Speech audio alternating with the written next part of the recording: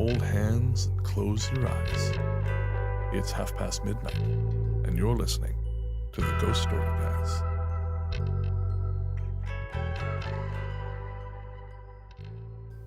Welcome to the Ghost Story Guys. I'm Brennan Storr. I'm Ian Gibbs. And this is a show where we talk about spooks, specters, and all the other things watching us from the shadows beyond the campfire. Some conversations only make sense after the sun is set, and this is most definitely one. Thanks for tuning in. This is episode 22, and we're coming to you from that tiny mountain cabin you dream about but can never quite reach. How you doing, Ian? I'm doing well. How are you doing, Brennan? I am good, thank you. But by the time this episode drops, I'll be in Minnesota. Wow. Having hopefully not made an ass of myself at a wedding. So the chances of that are... Not good. Not good. Not good. No. No. Well, I mean, they're better now that I don't drink. Oh, okay. Yeah. Because less chances of being an ass. Well, that's it, yeah. See, the groom and I have never been in the same room. Right. Or zip code. Okay. Come to think of it. I don't know him at all. Oh, all right. All I know is he's Swedish. Yeah. And judging from the photos on his social media, very stern looking. Oh, maybe you can talk about IKEA. Well, Volvos? Since I planned... Is Volvo Swedish? Yes. I thought they were German. No. No, there we go. Exclusively Swedish. Well, there we are then. Mm-hmm. Or meatballs. You could talk about Swedish meatballs. Yeah. Since I plan to stay Food. sober. Yeah, there we go. One of your expert topics. Well, she sent me a message the other day, the bride, to say, what do you guys think? It's a group chat. Yeah. What do you guys think about this type of food versus this type of food? I'm like, I'm allergic to both those things. So whatever you think sounds nice. She goes, oh, what are you else? I said, don't worry about it. I'm allergic to so many things. It's not worth trying to accommodate them. I'll just eat the salad. Yeah, exactly. That's Sans dressing. Yeah. That sounds wonderful. Yeah. And no alcohol. No, well, no, there is booze, thankfully. No, but you're not drinking. No, not heavily, no. Not heavily. I'll have... There's a qualifier there. There's a qualifier. I'll have a drink. I won't get pulled my pants down on the dance floor drunk. I know that. Yeah, so you understand. Because the thing is, like in the bad old days, I had gotten a few drinks in me. Right. And then I'd start doing the Swedish Chef from the Muppets. Oh, God. The wedding, it would have ended with him chasing me around with a knife as I'm going like, bork, bork, bork, bork, bork. I'm a little sad that won't happen. I'm not, because he looks like a runner. And you were definitely not. No, I'm more of a stroller. More of a sit and contemplator. Kind of a wanderer. Shuffler. A shuffler. Shuffler. You're more of a shuffler. Great. Before we get going, I have a complaint. Oh, about the show? No, about parking lots. Okay. Look, recently it occurred to me I should buy a new carry-on bag because the backpack I used to use more or less now permanently smells of weed. I can't imagine why. No, it's a mystery. Maybe we should get Zach Baggins to look into that one for us. He's such a top-notch investigator. Oh, I know. And if he doesn't know, he'll just make it up. It's like Columbo without the walleye. Or the sleuthing ability. Yeah. Or anything that makes him remotely interesting. Exactly. Anyway, so you were going to where? So I went to Uptown. Right. Which, for those of you not from Victoria, is this ridiculous outdoor mall that looks like those fake cities the Russians built in the 80s so they could practice invasions. That is actually very accurate. Yes. Yeah. So I parked at one end of the place. I did what I had to do. And then realized I needed to get something from a store at the other end of the mall. Right. Now, idiot that I am, I saw the phony sidewalks and thought, I don't need to get back in my car to get to the other end of this mall. This place is meant to look like a town. Towns have sidewalks so that you walk from one place to another. Surely these sidewalks function in the same way. Yeah, no, I don't think that's the case. No, it most certainly is not. The sidewalk is for show. You cannot get from one side to the other without running through the parking lot and dodging minivans. Mm-hmm. It's like someone watched the movie Cars and said, I want to live in that world. And then they were immediately hired to design a mall.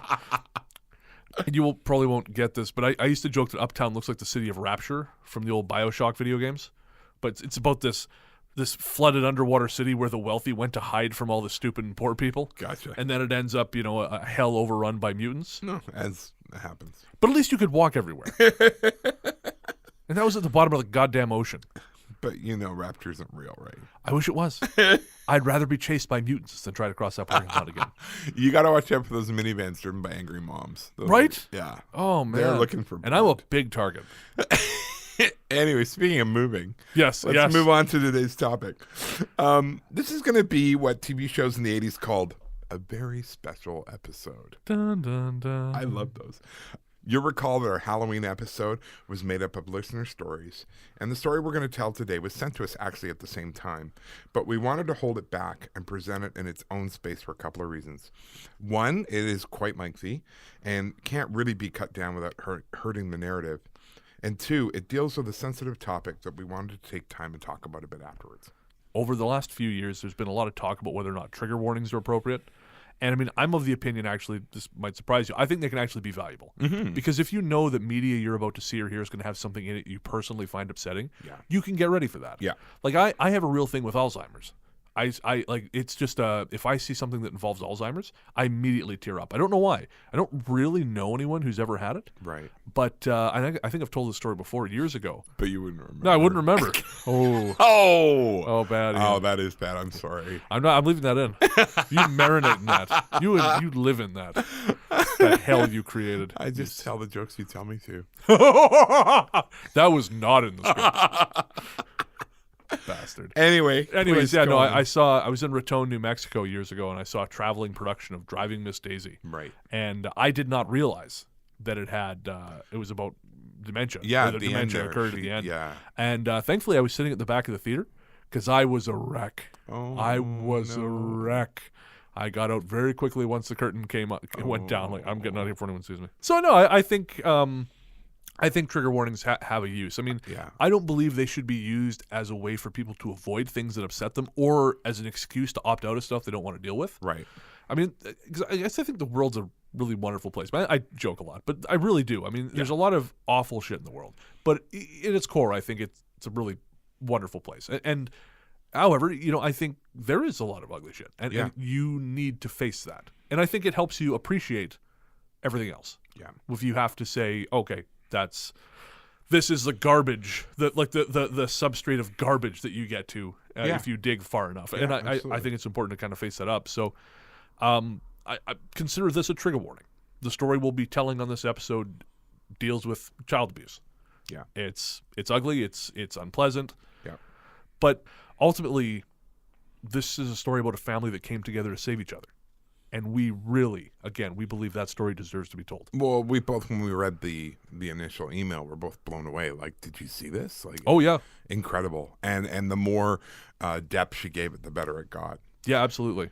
There are quite a few instances of ghosts protecting people or warning people of things that are going to happen. However, I honestly have never heard a more compelling or complete story of ghosts not only protecting and warning someone, but taking steps to proactively change a terrible situation. That story starts at the Stanley Hotel in Estes Park, Colorado, and that's where we'll pick it up after the break. We'll be right back.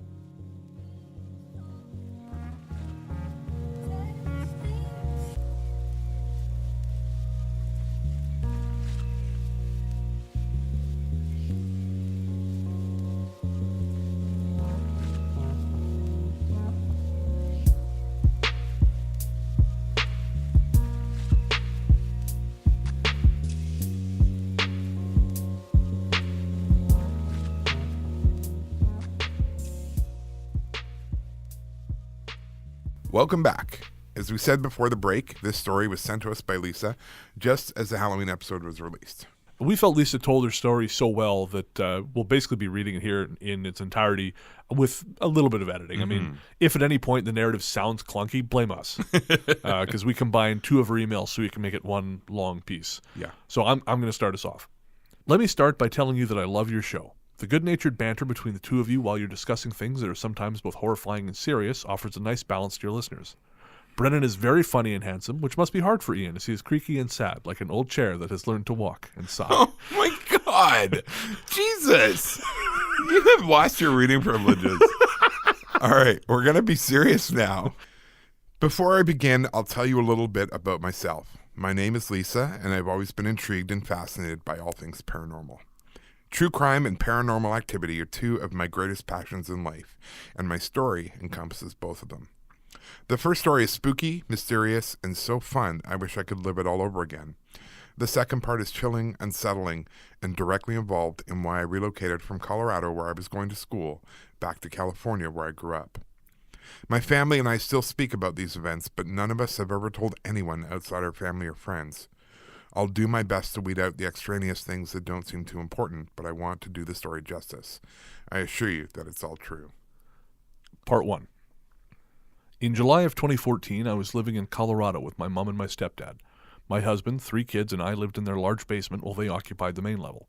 I was working on my double major in criminal justice and biology so that I could work in a forensics lab doing one of those cool, geeky lab jobs made popular by CSI. My wife, fun fact, my wife used to be a CSI in England. It's not as interesting as it sounds. I shouldn't say that. She loved doing it, but she froths and foams in rage and just pure torment whenever CSI comes on because it does not work. Not like that. No, unfortunately, it is not like that. Anyway, back to work. Yes. The plan was that my family would live with them until I finished school so that I didn't have the financial burden of paying rent somewhere and I could focus on my education. I was doing well in school and took my studies very seriously. My mom was so proud of me for maintaining a 4.0 GPA that she surprised me with a weekend getaway to the Stanley Hotel in Estes Park. It was something she and I had always talked about doing because we share a fascination for haunted places, but I never thought we would ever really go there. She pulled out all the stops and bought us tickets for the ghost tour with tour guide and medium, Scary Mary. And I dated a Scary Mary once. I don't think it was the same one. Probably not. No. The package she bought us included a room on the 4th floor, which is said to be the most haunted floor of the Stanley. We were beside ourselves with excitement, and we set a few ground rules during the 90-minute drive from Aurora to Estes Park. We agreed that under no circumstances would we prank each other or pretend to see or hear something if we really didn't. We were both looking for an authentic experience and agreed that even if absolutely nothing out of the ordinary happened, it was going to be a lovely getaway we both needed. When we arrived at the hotel, we were both amazed by its grandeur, pristine grounds, and how quiet it was there. The calmness of Estes Park and the hotel grounds was a much-needed change from the busy city, and it was nice to hear the absence of car engines and the roar of too many people. We spent time walking around outside, taking pictures of the hotel, the gardens, and the statues and fountains. I was greatly looking forward to the tour that was to begin at 8 p.m., but I was trying not to rush through and miss living in the moment. The tour finally began, and we joined the other guests and listened to Scary Mary as she gave us some background information about the hotel. We learned that the hotel had some really cool connections to The Shining, as Stephen King had stayed in room 217, and that during his stay he became inspired to write the book. Also, in 1995, the television remake of The Shining had been filmed there. I would not be proud of that. Estes Park Hotel. Like most of Stephen King's TV adaptations. Oh, man. Well, no, but yeah, that's true. The Shining, though, that was a special case. Holy smokes. I didn't see the TV one. Not good. It's got, did you ever watch that show Wings? Yeah. Steven Weber. He played Jack Oh, Torrance. yeah. Yeah, Okay. it's not good. No. He should stick to TV. King has famously said that he prefers the television movie to the theatrical film. Right. But Stephen King knows jack shit about movies. Apparently. Yeah. He's really bad taste in it. Anyways. Anyway, the hotel was built in 1909 when Freeland Oscar Stanley wanted to build a hotel at 7,777 feet. He came pretty close, as the actual elevation is 7,500 feet. Close enough. Close. Yeah, good enough. I would just tell people it was 7,777 feet. Oh, I would too. Yeah. I would lie my face off. Oh, that would 100%. be in the brochure. Yeah. Yeah, absolutely. He believed in the power of the number 7 and was looking for a place of healing, as so many people that he and his wife knew were dying of tuberculosis. Doctors of the time recommended that arid conditions were best for people with TB, and once the hotel was built, he invited people who were suffering of this condition to come and stay. The 4th floor became the floor where the nannies and servants of wealthy families stayed, and even though there were sick people who were trying to recuperate, there were also many wealthy families who came to socialize. Mary told us that during the evenings, ladies would play bridge in the spacious music room, while Mary Stanley would play the grand piano for them. The husbands would retreat to the lounge for cigars and brandy, while the nannies looked after the sick children upstairs. Mary took us to the music room and invited us to take pictures of her legs throughout the tour as 2 young children, a boy and a girl, liked to play around her legs while she spoke to guests. I snapped many photos of her and her legs throughout the evening, and while I saw absolutely nothing around her with my naked eye, in one photo I do see the images of the children.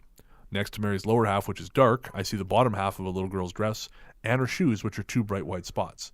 I also see a little boy who almost looks like he's trying to hide behind Mary. Mary was a wealth of information about the hotel, the Stanleys, and other fascinating bits of interest, and made the tour fascinating from beginning to end. There are so many things to share, and I could talk about this night for hours, but I'll try to keep it as short as possible. High points of interest that night included learning about Lucy, the little girl who died outside the hotel one snowy night, and how even in her ghostly existence still had a sweet tooth. We all held tiny lollipops on our palms and tried to keep them perfectly still, and we watched as Lucy came and pushed one woman's stick down slowly until it was completely horizontal. Lucy was then asked to shut the door, and we watched in amazement as the door shut slowly every time she was asked. Many of us would have been content to sit and play the door game with Lucy for the remainder of the tour, but Mary urged us on. During the tour of the theater, we heard the distinct sound of a grand piano. We all became stone silent while we listened to the song lightly play, even though no one appeared to be at the piano. We toured the underground caves and heard a funny story about how one of the female staff had pranked Zach Baggins when he and his team had investigated the hotel the year before. She had called down through a tunnel from upstairs and tried to make her voice sound childlike. For a moment he believed he was communicating with the ghost of a child, but then she bragged on Twitter about punking him and was fired the next day. I love this. I love this so much. Oh man, I'm just imagining that goober just listening to the toilet and as someone just messes with his tiny head. Well, and I also think the only reason she got fired was because she revealed herself. He wouldn't have given two flying. No, that's if it was fake. He was just mad because now there was no way he could pass it off as authentic. He probably knew it was her the whole time. Oh, that's true. Yeah. Yes. Well, he's got that haunted museum. Yeah. And that grates me. You know, it's like he's actually doing investigations there. Oh, come on. So let's be clear about this. He bought a building. Yeah. Put a bunch of spooky shit in it. And now is charging, I don't know if he's charging for the investigations, but he's charging for entry. Right. But he's doing investigations in this place. That's like, I told you earlier, that's like going into a haunted house, putting a headlock on the guy pretending to be a vampire, dragging him out to the media and saying, "Look, I got a vampire." Well, it's about as authentic as his show, man. Oh. Anyways, continue. Anyway, I didn't find the underground caves creepy at all, but wasn't fond of how tight the walls seemed. Mary began talking about an old groundskeeper named Piet and said that he was in charge of disciplining some of the staff that got out of hand from time to time. This sounded a little odd and people wanted more details, but she said she didn't know much more than that, and that's all that had been documented. I took a bunch of pictures down there, and this one is by far the most interesting. When I showed Mary, she pointed at the man with the mutton chops in the center and said, "You got a picture of Piet." It took me a while to see him because I see an odd demonic-looking figure in front of him, a weird man in a hat's profile, and then Piet in the center of all that. Mary took a short break from the tour to get a drink of water and use the facilities, and she encouraged us all to take pictures and look around while she was gone. Much to my surprise, she approached me when she returned and asked if she could have a word with me. She told me she had a message for me and that she was told I was going to school for something in the justice field and that I should persevere even though my life was about to change dramatically. I tried to get more information from her, but she said that was the whole message. I went back and told my mom, and we were both astounded by the message. Neither of us had discussed school, family, or anything from back home since we'd arrived at the hotel, so it would have been impossible for someone to overhear us and use that information later. We both puzzled over what the big dramatic change could be that might possibly deter me from finishing school, but neither of us could imagine what that might be. Mary finished the tour and asked who would be staying for the night. Almost everyone in our group raised their hands and said that we were sure to have an interesting night back in our rooms. She briefly talked about a nanny who still occupied the 4th floor and liked to unpack guest suitcases for them. Another nanny liked to tuck guests in at night. And Timmy, a young boy with a sweet tooth, was said to roam the halls looking for candy. Guests often reported finding candy wrappers on the floor of their rooms in the morning. My mom and I smiled at each other and restated our no pranks rule before we went up to our room and settled in for the night. We talked about the tour and about Mary's message for me when we settled into the queen-size bed and watched television in an effort to get tired enough to sleep. Now, I have to admit that even though I had been a fan of the paranormal since a very young age, when I saw my first ghost in my grandma's bedroom, I had a nervous feeling in my stomach and I felt like all my senses were heightened. My dinner had been too rich for me and my stomach was rumbling in complaint. I didn't have any medicine with me and didn't feel like leaving the room in search of some, so I just sipped some ice water and tried to ignore it. I could tell my mom was nervous too, and we searched the channels for something cheerful to watch. The best we could do was an old interview with Dick Cavett and Betty Davis. It must have been close to 2 a.m. by then, but neither of us could sleep. I should have mentioned before that the hotel did not have air conditioning, and it was mid-July. We had the window open, and every now and then a breeze would blow some of the hot, stale air around. We had a fan blowing on us, but it was almost too warm to relax, which was also a factor in us being so wide awake. We pushed the comforter and sheets down to our feet and laid there watching TV until it suddenly turned off. We were bathed in darkness, and both of us fished around for the remote control. I found it and pressed the power button, but the TV wouldn't turn on. I turned on the bedside lamp, went over to the TV, which was mounted on the wall, and I pressed the power button. It wasn't responding, and so I was going to unplug it and then plug it back in, but when I reached for the power cord, it was already unplugged. This sent a chill through my legs all the way down to my feet. My hands shook and I cleared my throat and said, "The TV was unplugged. Do you think the nanny says it's time for us to sleep?" My mom laughed nervously and said, "Probably." I plugged the TV back in, but we never could get the power to come back on. Falling asleep after that was almost impossible, but I finally managed to drift off. I'd barely fallen asleep when I heard my mom whispering my name. "Lisa, Lisa, are you awake? Are you okay?" I murmured at her so that hopefully she'd hush and go back to sleep. I didn't want to engage her in conversation and end up waking up all the way again. "Lisa," she said again. "What? Are you okay?" I murmured irritably. "Yeah, I'm just good and tucked over here. Help me get out." It dawned on me what she was saying, and I bolted upright and looked down at her. She was tucked in so tight with her arms firmly at her sides and the blanket all the way up to her chin that she couldn't move. She'd been rocking from side to side, trying to dislodge the covers enough to get out, but she was jammed into the covers like a sausage in a casing. I pulled the covers off of her with some effort, and we both got out of the bed and stood there looking down at it. My mother had been trying to quit smoking for a while, but we decided this was a good time to go outside for a cigarette.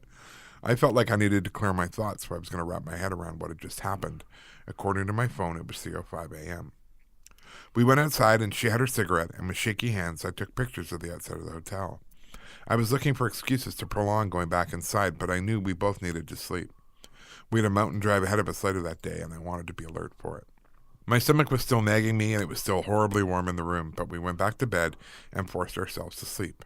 Once again, we pushed the covers all the way down by our feet, and I folded the sheet under me and lay on top of it. We finally went into a deep sleep, and a few hours later, I started stirring when I smelled peppermint next to my face. I heard a woman say in a quiet voice, there, this will help." In my state of semi-consciousness, I thought it was housekeeping in the hall getting an early start. I started waking up, though, and realized I couldn't move because I was tucked in so tight. I craned my head so that I could see my mom, and she was also tucked in. She woke up and saw what I was complaining about, and we both started wiggling out of the comforter and sheets that were encasing us so tightly. In the light of day, I can't say we were scared, but we were definitely kind of stunned. We both wondered at how odd it must have looked to see the comforter and sheets being pulled up around us by an unseen force while we slept on oblivious to it. Nowadays, we have a private joke between us, and when one of us annoys the other, we simply say, "Tuck you." So we packed up our things and got the room ready for checkout.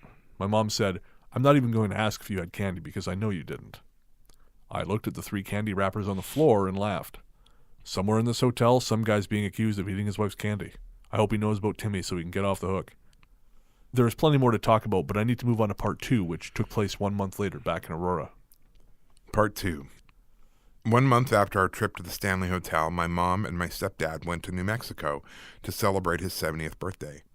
She'd gone to great pains to find a nice hotel, cool points of interest, and other sightseeing events that he would enjoy. School had started for me again, and I had taken on an ambitious 16-unit semester. I was happy to have the upstairs to myself so I could get some valuable study time in during the day. I would bring my books upstairs, turn the TV off, and throw myself into my homework. My husband and kids would stay downstairs doing their own thing while I was upstairs studying. From time to time, my kids would come up to hang out with me or play in the backyard, but I was alone most of the time. Well, not entirely alone, because my mom's large herding dogs and my 2 chihuahuas were always pretty close to wherever I was. I would talk to my mom on the phone once a day when she called to check on her dogs and see how everything was going back home. We'd both gotten used to the unexplained things that would happen on a daily basis around the house. The smell of lilacs, and sometimes brownies that would hang in the air. The sound of footsteps in the hall. So I didn't mention any of that stuff to her when she called. One of the days she was in New Mexico, I had decided to put away the books for a little while and practice a makeup tutorial one of my favorite artists had uploaded to YouTube.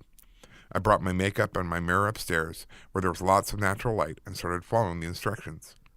Nothing out of the ordinary happened until I noticed that my lipsticks had melted.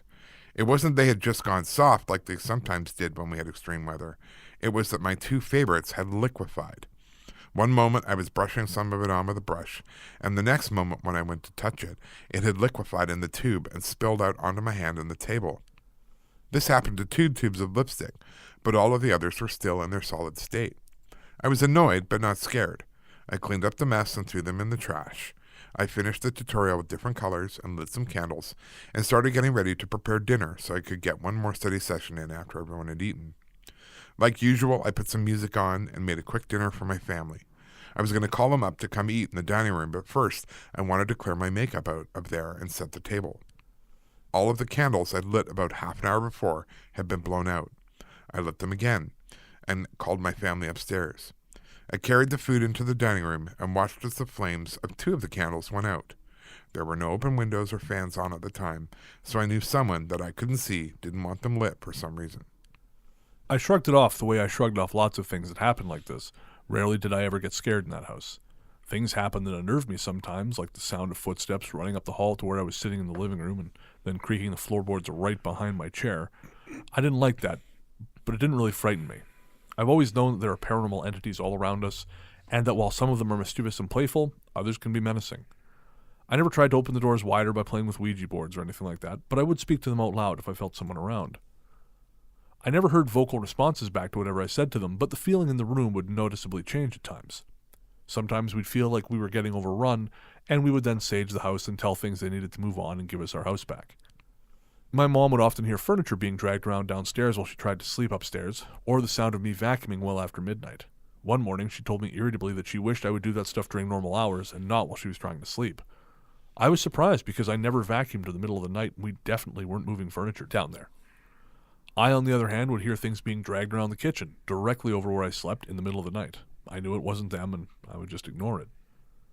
So, getting back to my original point, it would have seemed silly to tell my mom about the lipsticks melting or the candles going out when all that stuff had kind of become the norm. Mm-hmm. One of the days they were in New Mexico, I suddenly got incredibly tired while studying upstairs. I turned the TV on quietly for some background noise and settled back in my mom's recliner to take a quick nap. Her dogs slept on their pillows on the floor beside me, and my chihuahuas slept on my legs. I was so comfortable, and I fell into a deep sleep. I must have been asleep for almost an hour when I heard one of the dogs start to whine. I looked over at my mom's dogs, and their ears were up. One of them was whining, and the other was growling deep in his throat. My chihuahuas were also on alert, and they were staring at the sliding back door that led to the backyard. I sat up and stayed quiet and was about to get up to see if I could see someone out there when I heard something rolling across the wood floor. My head jerked in that direction, and I saw that the table that sat next to my stepdad's chair was rolling towards the back door. His recliner was jerking, and it looked like someone was tugging at it and trying to get a grip on it. My heart was hammering in my chest, and the dogs were getting more agitated. They were all growling low, except for one of them who was crying and whining. I felt paralyzed with fear, and I was trying to find my voice so I could yell out to my husband who was downstairs when my stepdad's chair in the dining room, which was just the far corner of the living room, invisible from where I still sat, suddenly jerked and was dragged several inches across the floor and towards the back door. It looked like a paranormal moving company had been hired to move all of his stuff out of the house. And as soon as I had that thought, it suddenly stopped, and the feeling of normality came back to the room. The dogs relaxed, and I sat there trying to get my breathing to regulate. This was the first time I'd ever been scared in that house. I went downstairs and told my husband what had just happened. We both pondered on it for a while, and I made him come upstairs with me when it was time to make dinner. I was happy that they were due home in 2 days because I was anxious to tell my mom about the strange furniture moving that had happened. I had to admit that I wondered if it really happened, but my husband and I moved the chairs back, and it took both of us to push his recliner back to where it was supposed to be, about 8 inches from where it had been moved. That night, I lay in bed and thought what the whole thing was about. I knew it meant something, because someone had expended a bunch of energy to move that stuff. Even though it was August, there was a chill in the air, and pulled the blankets over me. I woke up in the middle of the night, alone in my bed. My husband had fallen asleep watching TV in our living room, and I could hear a woman's voice saying, "There, it's time to go. Leave." My legs were freezing, and I reached for the covers, but they were no longer on the bed. I got out of bed and saw that not only were my covers on the floor, the comforter had been folded perfectly in fourths. I could hear the woman's voice in my head still, and I immediately associated her with the nanny back at the Stanley Hotel. When my mom and my stepdad got back home, I let them settle in before I bombarded them with all the strange things that had gone on while they were away. He normally took things in stride, but I could tell he was bothered because he was uncharacteristically quiet. My mom and I talked about it from every angle and tried to figure out what in the world it all meant. Well, one day from the week they got back from New Mexico, my brave daughter, who was 13 at the time, got the courage to tell me that he had been abusing her since we had moved in 3 years ago. To say I was shocked was the understatement of the year. She talked to me from around 11 p.m. until 4 a.m. the next morning, as when she started talking, she couldn't stop. I told my mom, and my shock became hers as we tried to figure out what to do and how to handle it. I had enough criminal justice credits by then to understand that the system wasn't exactly on our side, and that we had to handle things very carefully. For the next month, the kids weren't allowed upstairs without one of us at their sides, and my husband and I packed our things and tried to be quiet about it. My mom, who was trying to act as normal around him as she could, would say things like, "I guess the ghosts are moving furniture around again," whenever we'd get a little too loud with our boxes. Finally, 1 month after my daughter told me, my mom took him on an overnight trip so we could load a moving truck and move out without him seeing us. I won't bore you with details about why we had to do it that way, but our safety was a huge concern. So I had to drop out of school, just like Mary's message had predicted. His furniture being moved towards the back door the same night I was untucked and told to leave all made sense once my daughter told me. If you're wondering what happened next, I'll tell you. We moved back to California and my mom joined us. As soon as she was away from him, my daughter and I reported him. He sold the house in Aurora for a song, gave away his belongings, had his 2 healthy herding dogs put to sleep, and then fled to Mexico. He continued to post from Facebook from the expat community he moved to, and this made it quite easy for the FBI task force and the U.S. Marshals to find him. He is currently serving time, but never enough time, in Arapahoe County Prison. We left that house on September 20th, 2014, before the sun was up, and after I said goodbye to my mom's dogs, I stayed in the house alone for a minute and thought a quiet message of thanks to all the help we'd been given. I remember that my legs began to tingle and my back and arms suddenly got hot. I felt an immense pressure at my back and I felt compelled to hurry up and get out. It wasn't fear that propelled me. It was urgency. My son rode in the U-Haul with my husband while I followed in the family car carrying my daughters and our dogs. I don't know what the guys were talking about, but my girls and I were trying to keep it light, and we took turns playing CDs of our favorite music. As soon as we crossed the border into Utah from Colorado, we were immediately being pelted by torrential rains. It was so thunderously loud that we couldn't hear the music, and the windshield wipers were on full speed to very little effect. I hadn't even realized that I was sobbing, but my face was suddenly as wet as the world outside when I looked at my daughters. I saw they were crying as hard as I was. I gathered myself together and put a stop on my emotions so I could drive safely, and as soon as we were out of the thick of it, I realized my phone was ringing. My older daughter answered and put the call on speakerphone. It was my husband, telling us that he and my son had broken down as well. I know it was nothing paranormal that caused us all to surrender to emotion at the same time, but I'll always think of that moment as the precise moment when we all got washed off and ready to begin our new life. All of our Colorado dust was drowned in the muddy rainwater, and we were ready to begin our new chapter. I've told you all the major events, but here are some small things that were occurring regularly immediately after we returned from Estes Park. First off, we started seeing a small shadow running in the hall in the main level of the house. I'd go upstairs some evenings to watch TV with my mom and Fred, and since he and I could see up the hall from where we would sit, we would often see the shadow at the same time. It would run from my mom's and his bedroom into their office across the hall, and then it would run back again. I could only make out the shadowy shape of it, never any facial features, but I felt that it was a male spirit, no older than 13. I was excited by his presence and would abandon TV and go and sit in their office to see if I could feel it or understand it better. I wish I could say that I received a message from him, but I didn't. The only clear message I got from him was that how horribly uncomfortable his presence was making Fred. I affectionately nicknamed the spirit Timmy, not in relation to Timmy the candy lover at the Stanley. He just felt like a Timmy to me, and I would think to him and try to communicate, but I never received any loud and clear messages. In piecing it all together retrospectively, I don't think he had a message for me. I think he was there just to make Fred uncomfortable. When the FBI task force began working on his case in January 2014, my family learned that Fred had been linked to a few cold cases involving dead children in Denver. One of them was a little girl of a woman he was dating before he met my mom. Another was a little boy he used to mentor in an after-school program he was in charge of in the early 90s. The task force agent was a very nice guy who was friends with one of my former criminal justice teachers, and I think he'd overshare sometimes. I let most of what I heard go in one ear and out the other because I just wasn't mentally ready to go down a rabbit hole of new information. My sole intent and motivation for getting up every morning was focusing on making sure he was punished for what he did to my daughters. I believe that he hurt other children besides them because he was an opportunist, and if he had access to those other kids, he would have taken it. Now that this is all behind us, I believe that Timmy was running through the hall, leaving his energy to keep Fred in a state of anxiety. Mission accomplished. Whenever the shadow child would appear, Fred would go outside and smoke a cigarette and get into one of his grumbly moods that made him unappealing to be around. During this time, Fred was also getting poked at in the shower. He would complain to my mom that something was nudging him hard in the back when he would take a shower. He was also getting bashed by the freezer door in the garage. He would go get himself a snack and the freezer door would slam violently on him, smashing either his head or his arm. My mom and I would joke about it to him, but he was bothered and didn't think it was very funny. I thought it was weird that he was being targeted, but I wasn't overly concerned. He was the only one in the house who had an aggressive force on him. During this time, I believed he was my friend. He had a master's in criminal justice, was an ex-Marine, he'd worked as a prison guard, and had a million stories about criminal law. I loved talking to him about all this stuff and was happy that he was helping me choose my classes. He would proofread my papers and was a wealth of information and knowledge. You can imagine my shock when I learned that the one I thought was protecting us was really the monster. Also know that this wasn't a new relationship for my mom. She'd been married to him for 17 years by then, and he'd been a solid fixture in all of our lives. The last paranormal thing that was happening in the house at that time was just a general feeling that we weren't alone.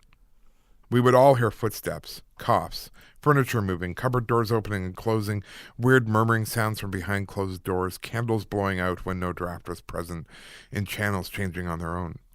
We'd always known that someone else was there with us, but it had become so exaggerated that it was beginning to get uncomfortable. As soon as my daughter told me what had been happening to her, the paranormal energy completely stopped. It took us 3 weeks to pack, find a new place to live, and make all of our moving arrangements. I remember I was so thankful at the time that we had a breather from the otherworldly stuff, as I already had so much to cope with. I'm sorry, gentlemen, this account has become long-winded, but believe it or not, I cut out a few things that seemed extraneous.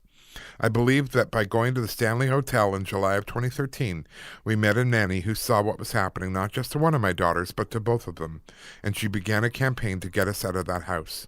If I'm wrong, then I accept that, but I truly believe that we had some help from beyond. I will always be grateful to the paranormal furniture movers for that day. They gave me such a strong message. I still wonder why they had to ruin my lipstick, though. Thank you for listening, Lisa. We're going to take a little break to give you some time to take all that in. We will be right back.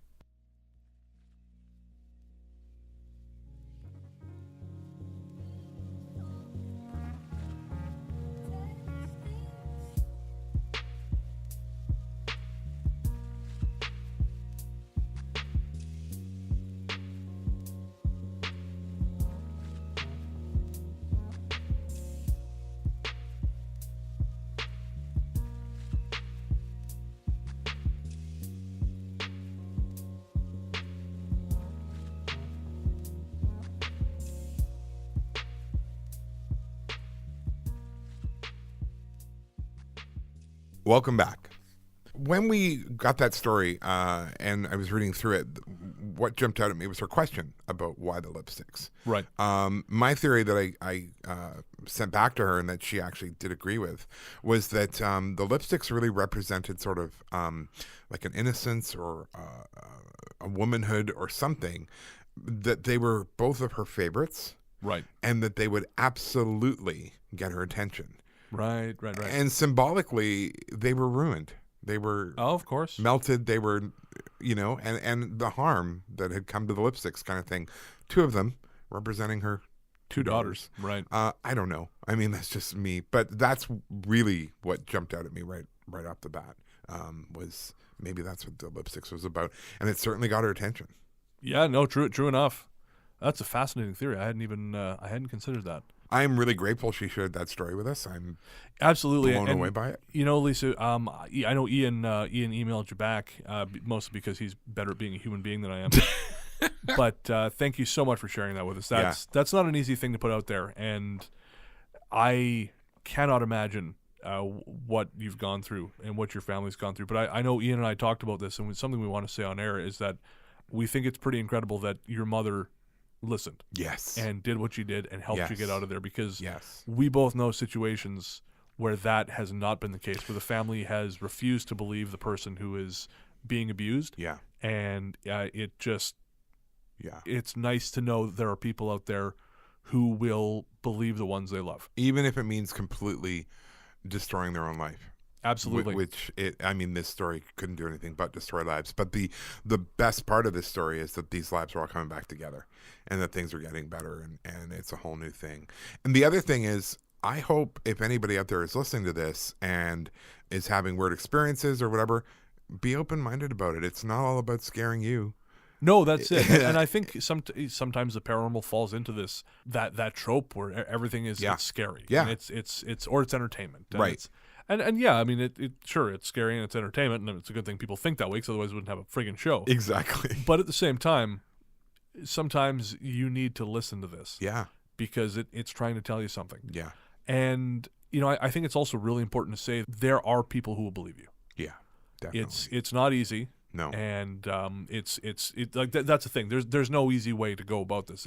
It's always going to be an uphill fight, because as we're seeing now, I mean, I was just gonna say, in the last 6 months, That's it. stories coming out of Hollywood and the entertainment industry, people are listening. People are ready to believe. and the other thing I'd like to say too is, if you suspect that abuse is taking place, the onus is on you to say something. And I know it's easy to say, "Oh, it's not my place. I don't know." Yeah. But you know what? If it's at the point where you suspect something, then you owe it to yourself. You owe it to the people in question to bring it up to the authorities. You owe it to yourself just to place a call. I know someone who was in a position where they believed their neighbor's children were being abused, and they didn't do anything. And their neighbor was eventually arrested for child abuse. Yikes. And when the person in question told me what they had seen, it was conclusive. Yeah. It was absolutely conclusive. And I've never really looked at them the same way, because I don't know how you look past something like that and get on with your life. Well, and I mean, legally and morally. Morally, more than anything. Yeah. I Morally. mean, legally, if a child discloses to you as an adult, you are legally required to report that. Oh, absolutely. But morally. Well, in this case, the child never reported to them. No. But they observed several things that they knew were consistent with this style of abuse. Good enough. And that's all you need to make the call. That's it. Because the thing is, even if you put the call in, if you're concerned enough to put the call in, then it's worth having someone in authority come by and investigate the situation. Right. And if there's nothing, there's nothing. And I mean, certainly there is a certain stigma that attached to accidental reports or people who are being investigated. Yeah. But I don't know what to tell you. Better that than these poor kids. Yeah. having to endure Oh, this for another day. 100%. So again, we just wanted to say that we think it's great that your family stuck together and pulled together and really did what they did. And thank you for the story. Yeah, Incredible. Thank you for feeling comfortable enough to share with a couple of yahoos who've been doing this Up in Canada. Yeah, exactly. Yeah. Who've been doing this for 9 months now? 10 months? So No, it was so inspiring just to read it. That Absolutely. It had to get shared. yeah. Yeah. Definitely. And so that is Lisa's story. We wanted to share it with you, and again, thank her for sending it to us. And as I said earlier, we want to say this is not a story about abuse. This is a story about people overcoming bad shit in their lives. Yeah. With the help of the paranormal. Amazing. It's not all bullshit haunted museums. Yeah. Pointed glance. I said good day, sir. All right. Well, next up, we're going to have a look in the mailbag here. Our courteous and efficient staff is on call 24 hours a day to serve all your supernatural elimination needs. We're ready to believe you. So it's been a while since we've done listener mail, of course. Yeah. I mean, episode 20 was nothing but listener mail. Yep. But then we didn't have time after the LA episode. So Ruth wrote in to share a dream story. That was pretty cool. Mm-hmm. And yes, to preempt your question, we will eventually do a dream episode. I was going to say, wasn't there something about dreams in an episode? One Did I dream that? Yes, that's what it was. Yeah. It was a dream. It was a dream. Inception. Wanda, who is a new arrival to Vancouver Island, shared a story with us about her old home on the prairies. Mm-hmm. And we will definitely be sharing that story on an upcoming episode, as it's quite lengthy and includes a Hat Man. Excellent. We had a bunch of emails from Luke. I love Luke. Luke's great. I think I'm just going to say our researcher Luke at this point. He is so cool. Like, he's a good guy. Yeah, he's just a cool guy. Absolutely. So yeah, our researcher Luke sent in some more info, and we're sort of figuring out how to organize that to prep for some upcoming shows. Yep. So thank you, Luke. Eventually, he's going to point us in the direction of some of his film projects. We can help him promote it. Yes. So we're actually not just taking from him constantly. Exactly. But that's down the road. Yeah. Thanks again to Casey, who followed up after our LA episode. She played that for a few of her friends, sent it around. So Casey, thank you again. Well, and we got a couple of messages from that LA episode from people who actually lived and worked in the job Exactly. corps, Yeah, and yeah, that was cool. That was very cool. The follow-up was really cool. And we weren't sued by the Job Corps. So. No. Blessings. Yeah. Yes. I mean, it's only been a week, but I assure you, we're both really broke. So. Well, and it just sounds like a really cool program. Like, Oh, it does. Yeah. For what it does. And you determined it was not It court is mandated. not court mandated. That was some of the feedback I got. You were there because you wanted to be. It just sounds like a really great opportunity. If you wanted to learn a trade or get your life turned around, that was an opportunity you could take. I mean, when I consider how useless I am on a daily basis, I think, man, a program like that when I was younger, that could have done me some good. I could have been a plumber. I could have been a contender. I could have been a contender instead of sitting here with you. And we had another email from Alexa, who is going to send along some of her sort of Seattle area ghost stories soon. Very cool. She actually sent us a guide because she's a meditation teacher. Yeah. She sent me along a guided meditation, which Oh, I have not done cool. yet, but I intend to. Nice. Yeah. And to the 3 people who won T-shirts in the Halloween episode, I haven't forgotten about you. Psych. No. Yeah, fools. They were ordered immediately after everyone sent in their emails, or sent in their addresses. Yeah. We're just waiting for Threadless. They've been shipped, but they appear to be in some kind of hellish limbo. So hopefully soon we will have those and I can turn around and get them out to you. Perfect. Of course, I guarantee you they're going to arrive when I leave for Minneapolis. Oh, naturally. Yeah. Speaking of Minneapolis, I forgot to mention that Ashley wrote in to send me a bunch of food recommendations. Oh, for their- that'll make you happy. Oh, I'm excited. I'm excited. And I think that's going to do it for us here. Do you have anything coming up you want to promote? Absolutely not. Nice. Maybe some Christmas ghost walks are coming up. We do a little Christmassy route. Oh, okay. Yeah, it's kind of fun. Nice. But yeah, no. I got nothing. Fair enough. Well, as for me, you can, of course, find my book, A Strange Little Place, available everywhere fine books are sold. I, of course, also I've started doing the weekly radio show, Largely the Truth, on Stoke FM. Nice. So every Wednesday at 8 p.m. on 92.5 Stoke FM or via the web at stokefm.com. You can listen to my fantastic radio show in which I bless the airwaves with my glorious voice. I'm listening to your radio show like you read my book. I really enjoyed your book. What's I it really called? enjoy your The radio Haunting of show. Vancouver Island? Was that what it was called? Oh, my God. Shut up.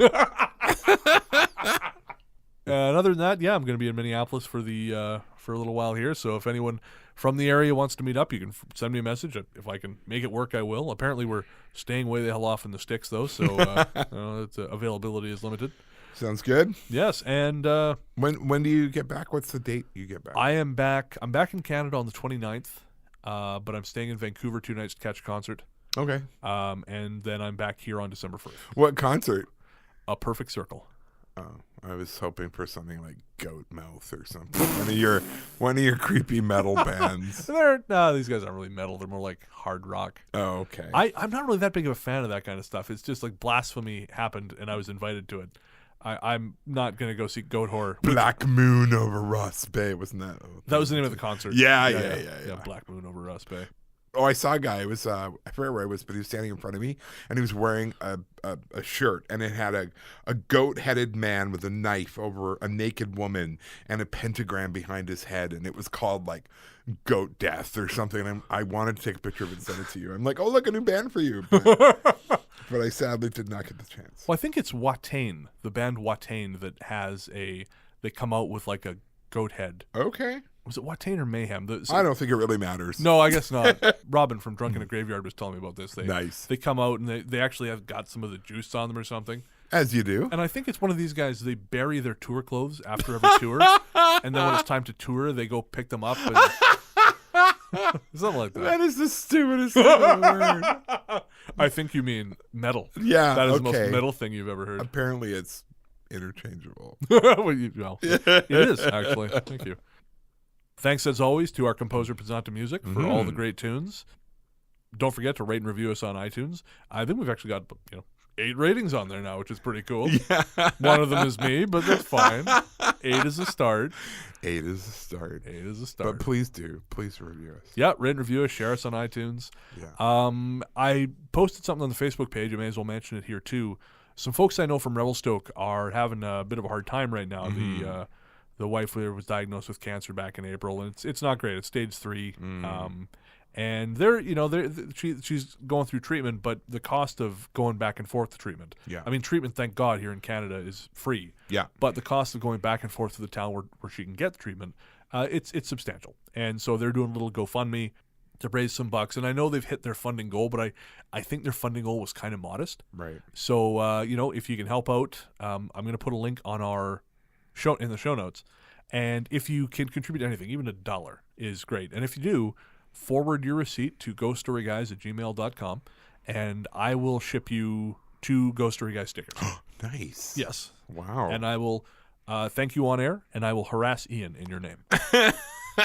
Well, you do that for free anyway. It's true, yeah. But say, if, I don't know, Jim sends in $10, well, then I will send you 2 stickers, and then when Ian leaves his house in the morning, I will moon him from the window of a passing car. That's disgusting. I'm glad I live on a cul-de-sac, because that'll make it harder for you to drive away as I shoot at your tires. I love that in this scenario you own a gun. Maybe. I have buying access, one now. I have access to weapons. Jesus. I have 2 Google Homes, and I have guns. So that if you can help out, that would be great. If not, no big deal. But figure if we can help some folks out a little bit, no harm done. And I think that's going to do it. Yeah. We'll be back in 2 weeks with next episode. Might be a little bit later, depending on my schedule. Mr. Travel Everywhere. So yes, I know. And until then, into the darkness we go.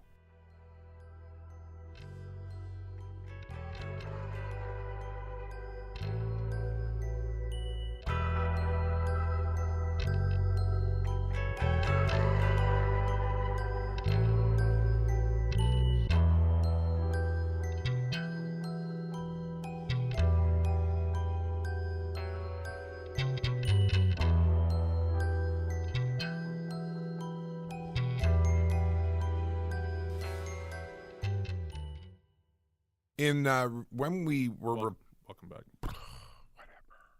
We have a format, goddammit. Yes, Father. What was that? Daddy's Home. Daddy's Home, too. Yeah. Well, I saw Justice League, so. Yeah, no, I think you're Intellectually, yeah, the pretty same much. level. Yeah. Saw it by myself because no one else wants to go see superheroes with Brennan. That's fine. That should be the title of your next book. No one wants to see superheroes with Brennan. Everything you're telling me is just bad. Literally everything. All right, are you ready? Mm-hmm. Brace yourself. Oh, yeah. Oh, yeah.